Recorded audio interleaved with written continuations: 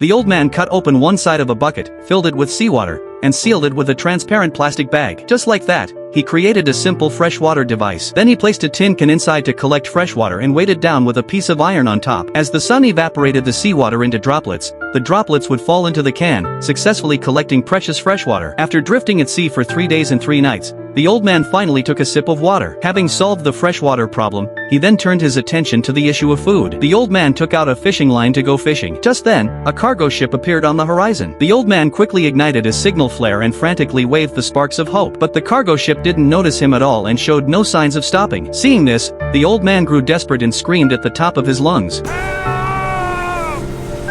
But in the end, he could only watch helplessly as the large ship disappeared over the horizon. Furious, he threw the signal flare into the sea and sat down in despair. Just then, the fishing hook moved. The old man slowly reeled it in, and suddenly, the fish he had worked so hard to catch was eaten by a shark. At night, the old man was abruptly awakened. It was a massive cruise ship. To ensure he didn't miss this chance, he fired 2 signal flares in a row. Even though the red flames lit up the dark night sky, they still failed to attract the attention of anyone on the ship. He had missed another opportunity. He had been adrift at sea for 7 days. To make matters worse, the life raft had drifted outside the boundaries of international shipping lanes. This meant the likelihood of encountering ships in the future was extremely slim. The old man was completely desperate. He took out his notebook. He wrote his last words on a piece of paper, placed it in a bottle, and threw it into the sea. However, that night, a bright light suddenly appeared on the horizon, but he had already used up all his signal flares. The old man tore pages from his notebook, placed them on the bucket, and lit them, attempting to use the flames to attract the attention of the distant ship. Feeling the fire wasn't big enough,